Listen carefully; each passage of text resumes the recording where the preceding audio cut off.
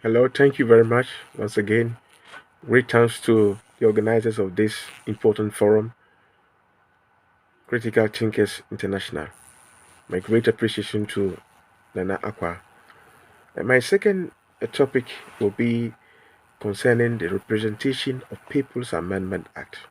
This is a law which was passed in 2006 under the regime of former President, the administration of former President Jacob Kufuor, to afford Ghanaian of voting age living abroad the right to vote.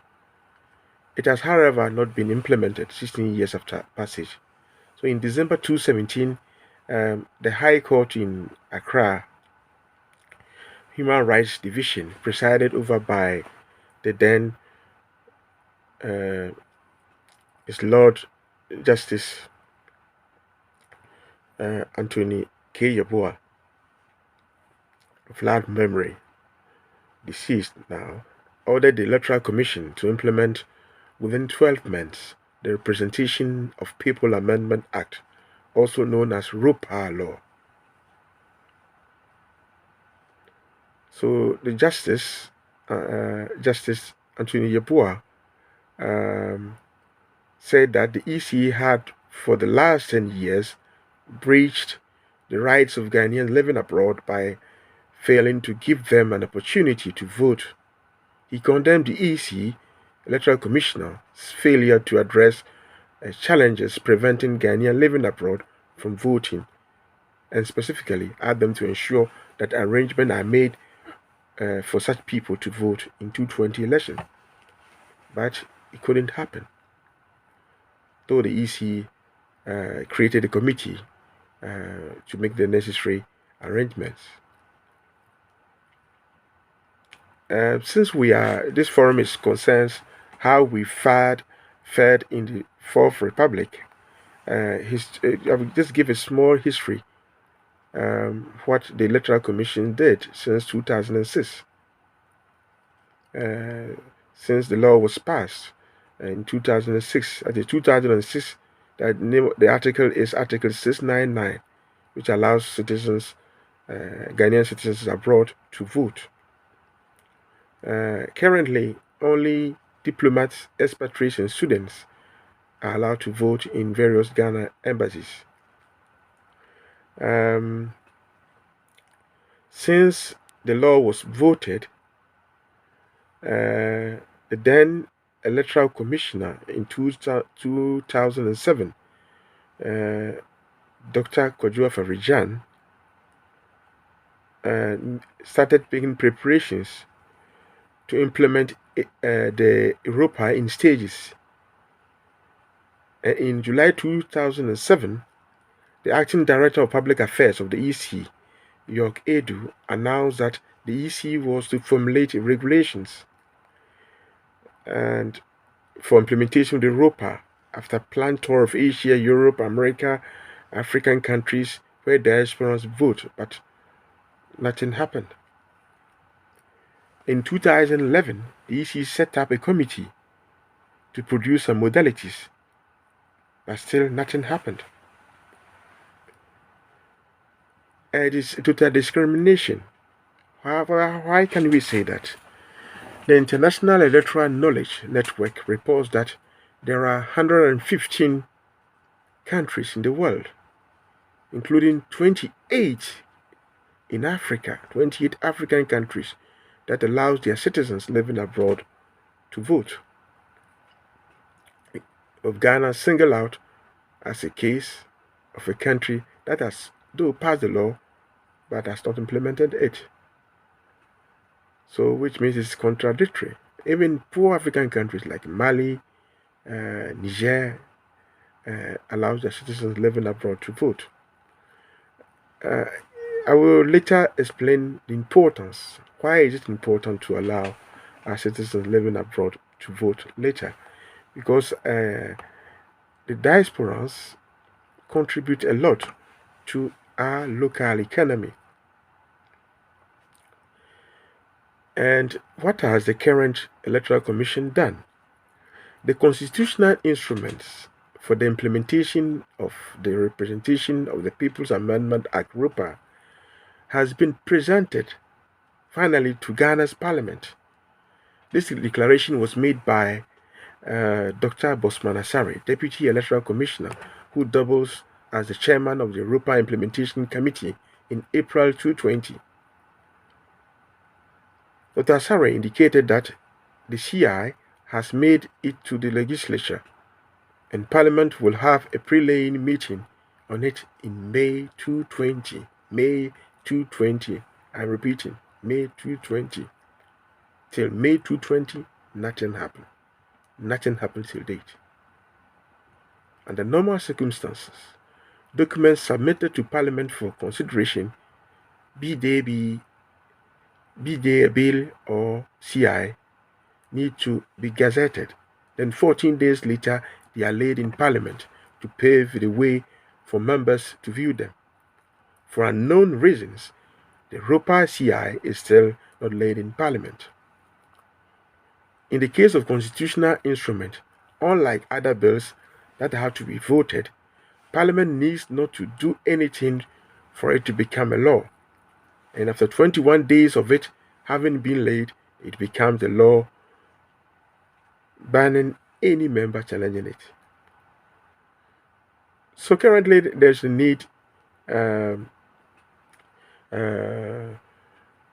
for the various stakeholders, in particular diaspora stakeholders, to petition um, the Speaker of Parliament, as well as the majority and minority leaders, to have the pre-lay state of this constitutional instrument of R.O.P.A.A implementation already prepared by the Electoral Commission.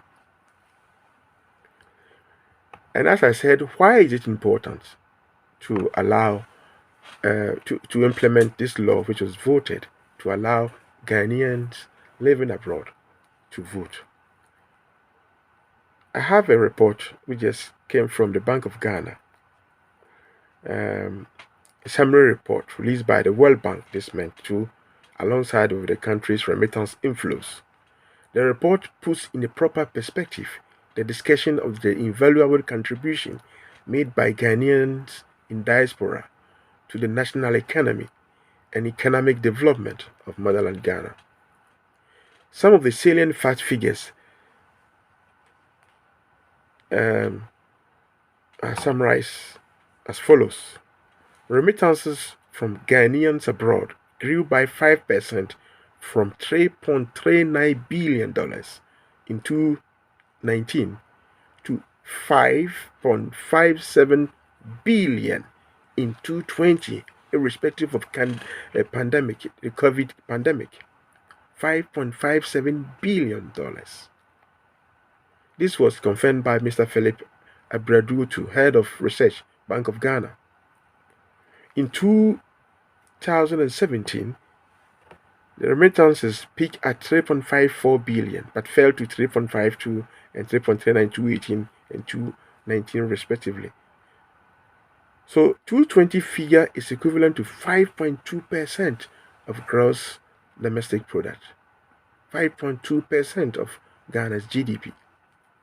So at 5.57 billion in 2020, remittances has become the second largest foreign exchange earner for the country, trailing behind only revenue from gold exports,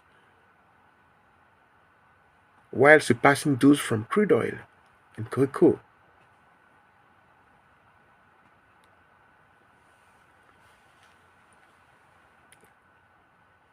So, Bank of Ghana data show that the country realized about 6.9 billion from gold exports, 2.9 billion and 2.3 billion from crude oil and cocoa exports respectively. So comparatively to 5.57 billion remittances from the diasporas. So in light of what I just said, it is beyond dispute that Ghanaians abroad more than contribute their patriotic and nationalistic quota to the country's economy and national development. This invaluable contribution should not be lost on ourselves, but our compatriots must be highly commended for their generous patriotic gesture and also acknowledged and recognized as such. This effort is attained by a dint of hard work through inclement weather year in and out. And the diasporans are also a great asset to the nation. It is in the highest interest of any African nation to seriously engage their citizens living abroad. First of all, by encouraging them to invest back home, implementation of general elections for all citizens living abroad, not only students, expatriates, and diplomats, and also our finance ministry could, as I said in the beginning, that one of the challenges of our the, democratic uh, dispensation in Ghana is too much reliance on international stakeholders like IMF and International Monetary Fund and World Bank. So, by implementation of diaspora bonds, it could avoid Ghana borrowing from international markets. A country like Israel stopped borrowing after implementation of their diaspora bond more than a decade ago because a lot of people from Israel are everywhere, just like Ghanaians are everywhere in every country. So the Ghana Finance Ministry just need to prepare the necessary financial instruments to guide the diaspora bonds implementation. So the way forward, not only political parties need to broaden their electoral base in selecting their leaders, but should be closer to their grassroots and also uh, have policies which are not only data driven, economic driven, scientific driven, and to take into consideration our current situation, the COVID pandemic. Even rich countries are obliged to look for themselves. So very soon there will no more, there will less money come from outside. So it's time um, to install these diaspora bonds. And also, the Ghanaian talents and skills outside could be useful to boost our economy, industrial strength, and future digital age, invaluable national assets. And one of the challenges of the future African and Ghanaian political uh, uh, consolidation is that um, there is patronage. It means most political parties are driven by patrons who are now aging, and maybe due to jealousy or greediness, very few youth have been groomed to take over. So there's the need to improve the attractivity of political parties to attract more talents. And maybe we have more talents for the future economy development, for the national development from the diaspora, which will also be interesting. So I will end this discussion here, and I will later continue on the third aspect on political strategies to be used for a sustainable uh, uh, democratic consolidation and also national development. Thank you very much. Once again, very happy with the organization of the Critical Thinkers International. Thank you.